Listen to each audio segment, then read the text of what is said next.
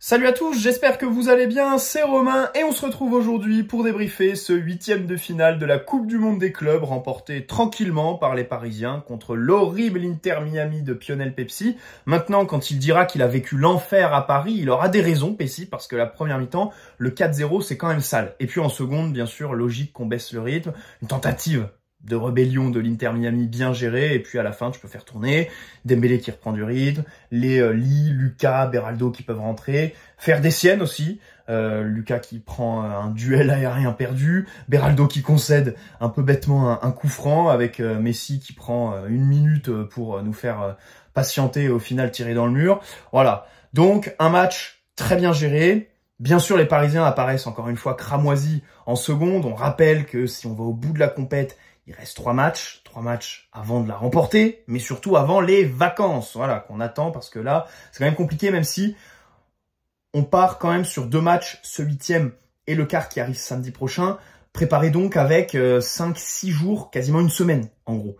Ce qui te laisse des jours de repos, des jours pour travailler autre chose que le foncier, le physique. Tactiquement, là, on a vu que l'Inter Miami a été analysé, les combinaisons sur coup de pied arrêté, par exemple. Donc ça, c'est des points positifs sur lesquels on reviendra dans cette vidéo. Un climat déjà, parce qu'on a changé de côte, hein, on est passé de l'ouest à l'est. Atlanta, le climat n'est pas forcément meilleur qu'à Los Angeles, 32 degrés, surtout très humide, ça c'est compliqué. Mais on joue dans un stade qui est évidemment mondialement connu, reconnu, le Mercedes-Benz Stadium, qui d'abord a un toit, qui fait que du coup, t'as pas le soleil en pleine gueule, et climatisé. Donc forcément, en première mi-temps, quand tu mets plus d'intensité, quand tu vois que Vara par exemple qui passe un dribble, bon, tu te dis, c'est un peu logique par rapport aux autres matchs qu'on jouait en plein cagnard, et en plus, on avait, Seattle, on a eu 3 jours et demi pour préparer, quoi. Là, voilà, on a eu quand même toute la semaine, du repos, machin. Donc, ça fait plaisir de revoir le PSG de Luis Enrique en première avec ce récital de pressing, de prise de profondeur, d'initiative avec ballon, face à une équipe, bien sûr, très faible. Juste pour revenir sur le Mercedes-Benz Stadium avant de commencer, le club communique beaucoup ces derniers jours dessus. Ça va continuer parce qu'on y rejoue pour le quart samedi prochain. Et je pense qu'on va s'en inspirer pour notre prochain stade. C'est le même cabinet d'avocats, d'architectes qui l'a conçu, qui a imaginé le campus PSG. Voilà, enfin un nouveau stade. Si on change, parce qu'on nous vend ces dernières semaines la finale, attention, grande finale entre Massy et Poissy, mais on nous a surtout dit que la décision serait rendue à l'automne 2026. Bon, sachant qu'entre-temps, il y aura eu une élection à la mairie de Paris avec, je pense, un accord un peu en soum-soum avec une certaine Rachida D pour boucler la vente du Parc des Princes. Tu parles de l'automne, comme si elle gagne, elle arrive à la mairie au printemps 2026. Bon, ça te laisse l'été pour ficeler le truc et potentiellement rester au Parc des Princes. J'essaye de me rattacher à ça. Vous savez que depuis le début, je tiens cette position. J'espère que le club mise sur une arrivée de Rachida à la mairie pour qu'elle vende et qu'on reste au Parc des Princes, qu'on fasse des travaux aussi, parce que c'est vrai que 48 000, c'est pas assez pour voilà un club qui est champion d'Europe, tout simplement.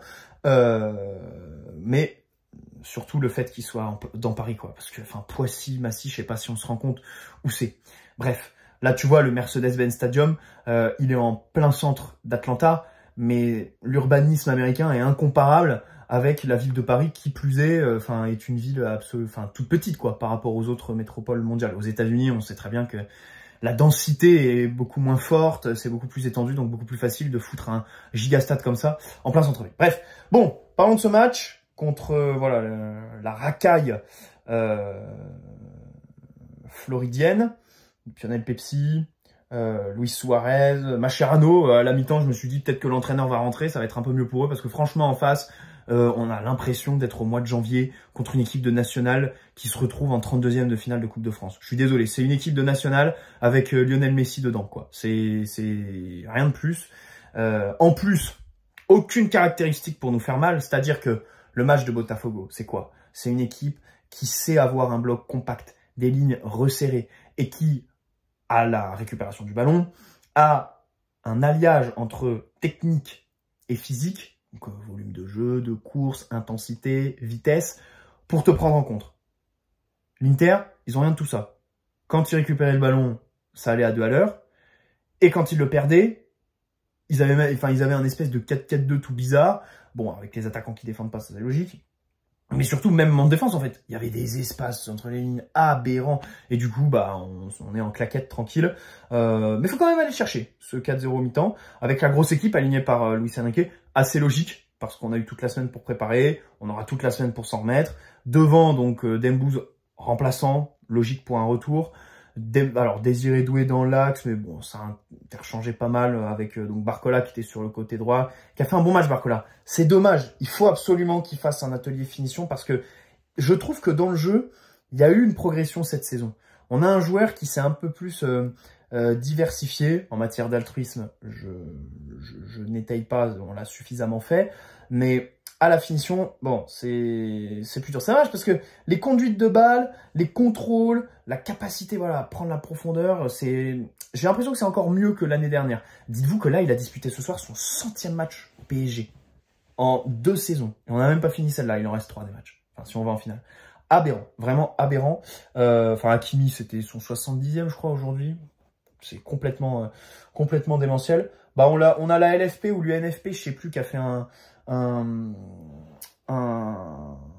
communiqué là pour demander à la Ligue de décaler la première journée pour dénoncer, je crois, les trucs d'enchaînement de matchs. Parce qu'on commence contre Nantes après le match contre Tottenham et ils veulent pas déplacer. Bon, après, le match contre Nantes, c'est marrant parce que ça avait déjà fait chier le match contre Nantes entre les 2 quarts de finale de Ligue des Champions, rappelez-vous. Le match où on fait 1-1, ouais, là-bas à la Beaujoire, ça avait déjà été sujet à Discord. Et là, visiblement, bah, ils veulent pas décaler. Bref. Donc, la grosse équipe, tu démarres ton match de la meilleure des manières, intensité. Enfin, tu loupes ton coup d'envoi. C'est vrai que le truc en touche, c'est un peu loupé. Après, il y a un espèce de contre de Miami, c'est Hakimi qui récupère. Et puis derrière, terminé, tu les domines outrageusement avec un Vitinha, par exemple. Tu vois, quand je disais le bloc, il n'était pas assez compact. Il y avait de l'espace pour Vitinha, pour qu'il porte le ballon. Et là où il a été très fort, et là où il a une lecture des matchs qui est vraiment aberrante, c'est que il va porter le ballon. Il va pas s'en débarrasser rapidement, tu vois. Il va aller fixer, se rapprocher de son vis-à-vis avant de faire la passe. Et ce soir, il y en a eu des belles, des passes. Hein. Celle en profondeur sur le 4e but, ouais, pour Barcola sur le but d'Hakimi. Barcola ou Doué je sais plus. Mais c'est vraiment incroyable. Des renversements de dingue. Messi vous laisse le faire. Ça, c'est marrant parce que il a vraiment un ressenti contre lui, Pepsi. Hein. Le moment là où il lui met une espèce de tarte quand il le presse. Par contre, avec Hakimi, ils ont l'air de bien s'entendre les deux. Parce que rappelez-vous, sur le terrain, à l'époque, Hakimi était complètement délaissé. Hein.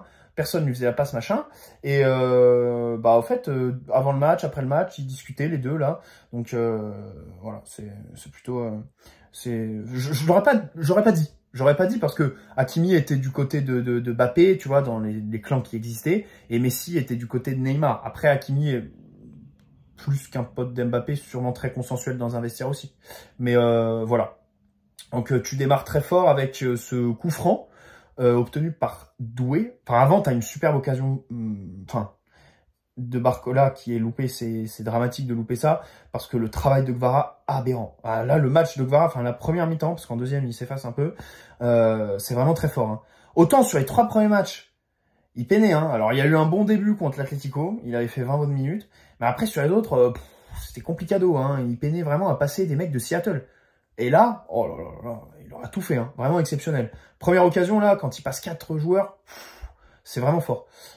Et du coup, ce coup franc qui te rappelle celui... Alors, c'était de l'autre côté, par contre, contre Manchester City. Avec cette tête de João Neves, c'est cool parce que sur les autres matchs, pareil.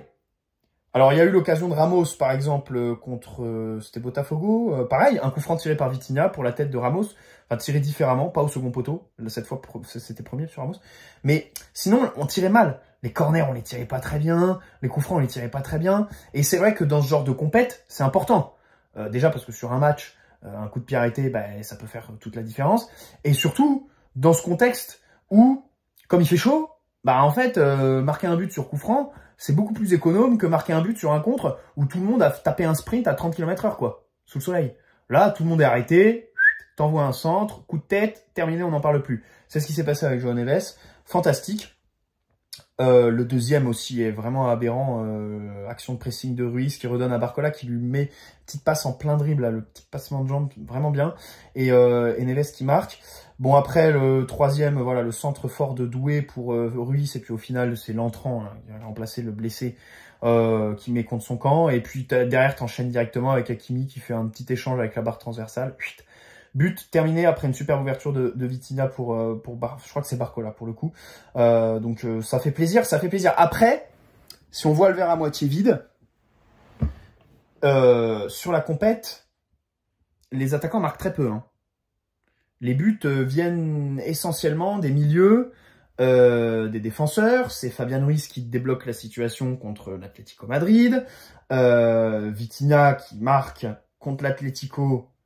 Enfin après, bon, contre Seattle, c'est Guevara, mais du dos, sur une frappe de Vitinha, mais Hakimi aussi, qui est déjà son deuxième but. C'est vrai que nos attaquants marquent peu. Et au-delà du fait qu'ils marquent peu, ils loupent beaucoup. Hein, Barcola, Guevara, Doué, je trouve son tournoi un peu bizarre. Alors Doué, je sais pas, je le trouve un peu... Des choix un peu discutables. Un joueur qui est pas forcément en phase avec ce que demande le jeu, son équipe. Voilà, c'est vrai que le tournoi est... Après, c'est sa première saison pleine, où il est titulaire, bah là, il est titulaire tous les 3 jours, quoi, depuis des mois. Et on rappelle que même à Rennes, il a jamais vécu ça. À Rennes, il a jamais été titulaire autant de temps, voilà, dans le 11. Donc, faut aussi garder ça en tête. Et puis bah, le contexte aussi, hein, le contexte aussi de match avec des défenses pour l'instant un peu rugueuses, des équipes qui t'attendent. Bon, c'est pas très agréable, quoi. Pas trop de 1 contre 1 ou quoi, puis ça te tamponne, quoi. C'est vrai que là, ce soir, et franchement, il y a des moments, il a mis du temps avant de sortir les premiers jaunes, l'arbitre. Hein, parce que l'Inter, je sais pas pourquoi Paredes, il y est pas. Mais je sens qu'il va y aller très très rapidement parce qu'il manque que lui, là, dans cette équipe de pantouflards, pour venir faire le gros tocard sur le terrain, à mettre des semelles à tout le monde, faire que de se plaindre. Non, franchement... Une équipe bien chiante, heureusement qu'on s'en est dépatouillé. Le seul avantage de ce match, c'était d'affronter Messi, c'est tout. Sinon, vraiment une équipe de merde, sans S et avec S aussi. Bref, j'y vais peut-être un peu fort. Ils ont rien demandé, puis objectivement, en deuxième mi-temps, on peut mettre à leur crédit que même à 4-0, bon vas-y, ils ont pas lâché, ils ont essayé de se créer des occasions. Et encore. Oui. Donnarumma a capté 2 tirs, quoi, qui n'étaient pas très forts, de la part de Messi d'ailleurs. Donc voilà, parlons d'Hakimi. Parlons d'Hakimi parce que autant contre Seattle, en première mi-temps, il n'était pas très bon. Alors après, il y avait eu ce contre fantastique où il marque. Autant là, voilà, il est là. Il est en pleine surface. Les courses. Et puis pour le 70e match de la saison, c'est vraiment aberrant. Et les statistiques surtout. Hein. Je crois que sur ces 10 derniers matchs, il a marqué 6 buts, un truc comme ça. Plus les passes D, enfin on parle d'un latéral. Après, dans l'équipe de Luis Enrique, c'est toute proportion gardée, quoi. Pas trop si on peut dire latéral, mais voilà, on parle d'un joueur à vocation défensive avant tout, quoi. Non, c'est vraiment incroyable ce qui est proposé par Achraf ces derniers temps. Mais par contre, il va vraiment falloir le reposer parce qu'après il y aura la CAN et la Coupe du Monde. Je sais pas si on se rend compte. En fait, limite, ce qui arrive me fait plus peur que ce qu'on vit actuellement avec Achraf, quoi.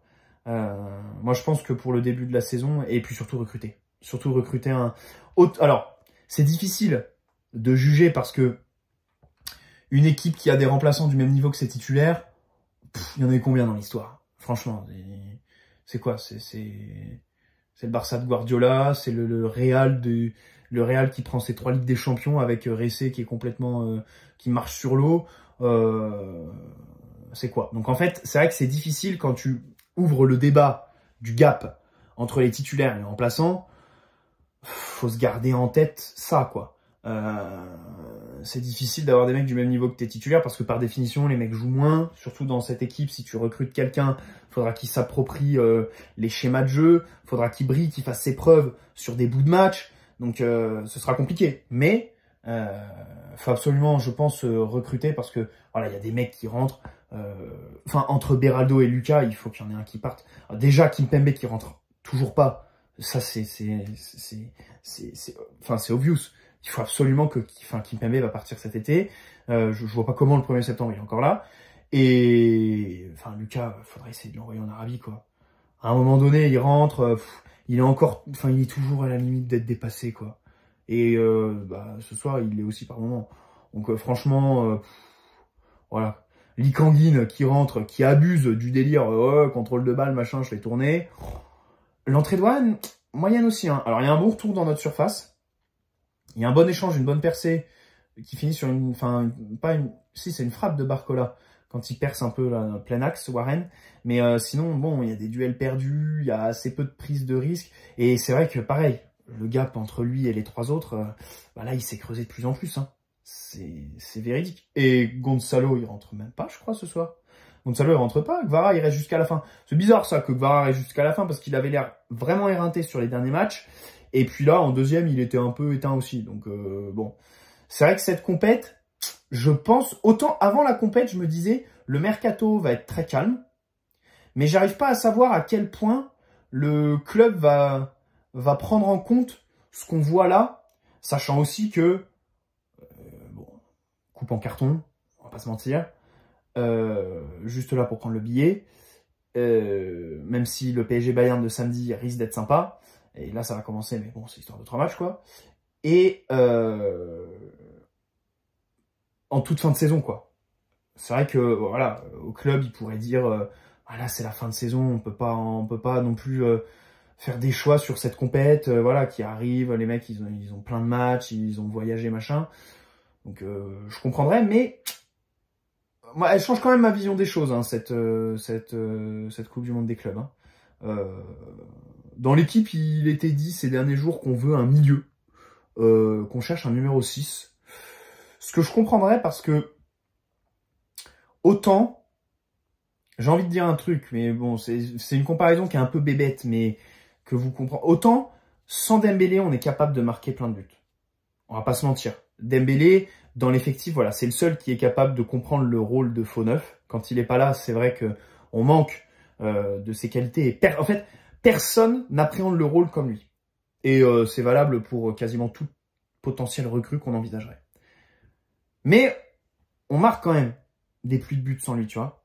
C'est pas non plus notre homme ultra providentiel. Comme le système est vraiment hybride et tout ça, tout le monde sait passer le relais pour à chaque fois prendre ses responsabilités. Autant Vitinha, quand il sort, c'est vrai que c'est quand même pas la même équipe. C'est vrai que c'est... Je pense qu'aux yeux de Luis Enrique, c'est potentiellement son joueur le plus important. Celui qui peut qui est le moins sortable du 11 et qui change vraiment la face de l'équipe sur tout ce qui est tempo, maîtrise du match, orientation. Donc recruter, c'est vrai, un joueur derrière lui, bon, peut-être, hein, mais il va vraiment falloir que ce soit un bon joueur. Ou alors Fabian Ruiz en 6. Hein. C'est vrai que Luis Enrique privilégiait cette position au début de la saison. Il jouait certains petits matchs Ruiz à ce poste-là. Mais bon, bref. Kvara fait un bon match, hein, un bon début de match, il dribble pas mal, il était en feu quand même ce soir. Mais c'est dommage qu'à la finition, pareil, lui aussi, hein, il a pêché et il prend pas de but. Alors il y a eu celui contre Seattle, mais bon, but, c'est un grand mot.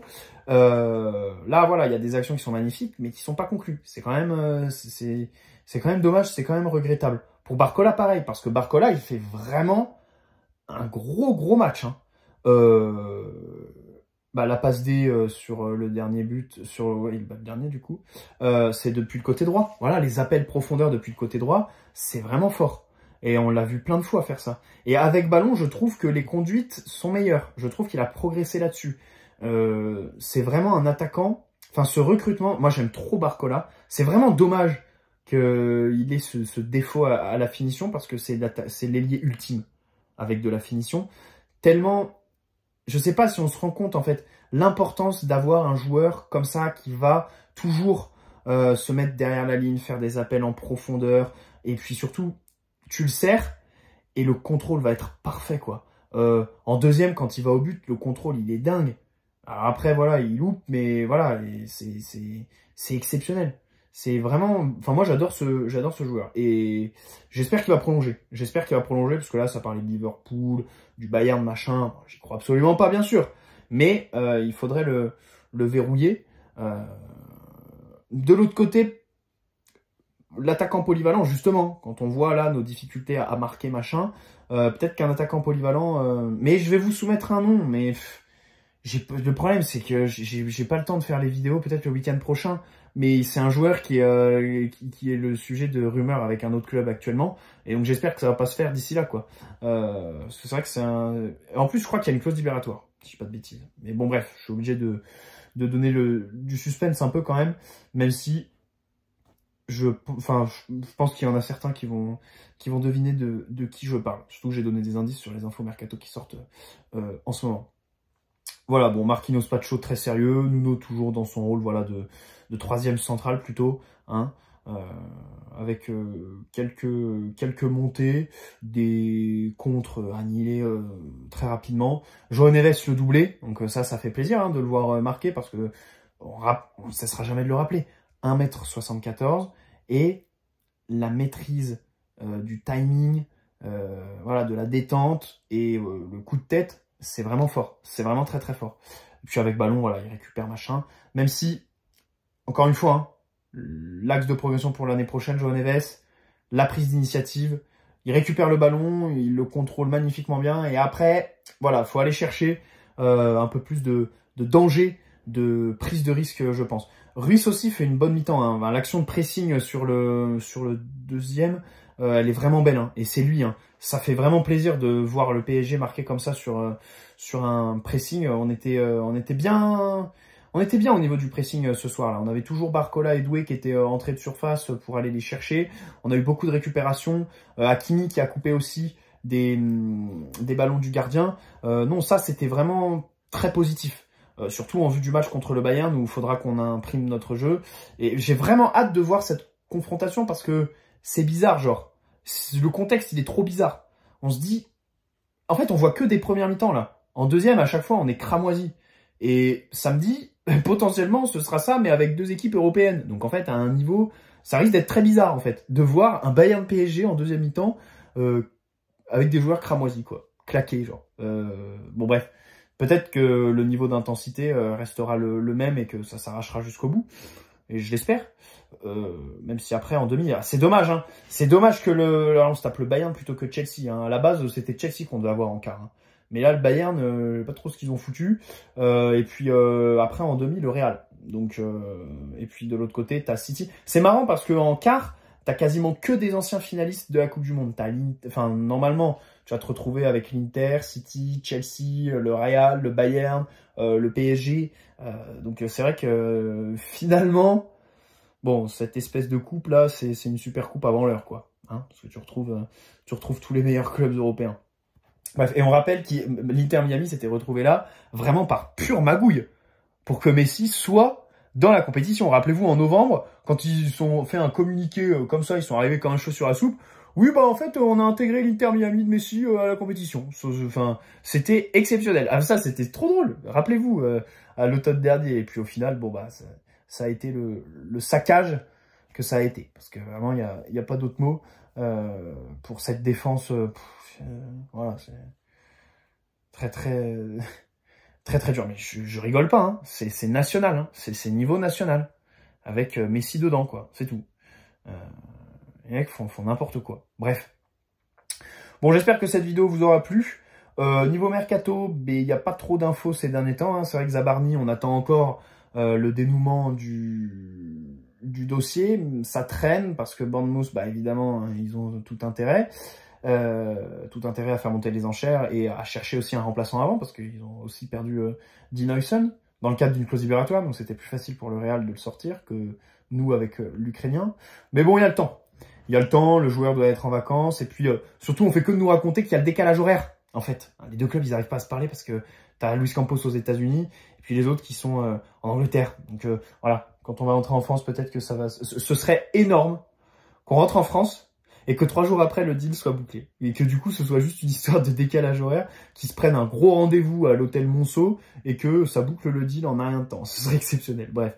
Et puis derrière, voilà, pas de nouvelles rumeurs cette semaine, ni même dans le sens des départs. Voilà, j'espère que cette vidéo vous aura plu. N'hésitez pas à poser un like si c'est le cas, vous abonner si ce n'est pas déjà fait. Et puis on se retrouve, alors du coup le match il est samedi prochain contre le Bayern. J'essaierai de faire un avant-match jeudi ou vendredi, mais vraiment je garantis rien. Avec stage plus soutenance de mémoire là dans les 10 jours qui arrivent. Autant vous dire que je me fais martyriser, mais comme il faut. Donc voilà, et puis après on attend la fin de la compète avant les vacances et le mercato peut-être qui s'accélérera à ce moment-là. Même si du coup, tes joueurs que tu veux faire partir, ils seront en vacances. Les mecs, ils seront en vacances. Donc en fait, les Gonzalo Ramos et tout ça, pas avant août. Je pense que c'est pas avant août pour que tu gères. Et sachant que tes recrutements sont potentiellement conditionnés à des départs au préalable, bah t'es baisé. Bref, allez, j'espère que cette vidéo vous aura plu. N'hésitez pas à poser un like si c'est le cas, vous abonner si ce n'est pas déjà fait. Et on se dit à très vite les amis. Ciao.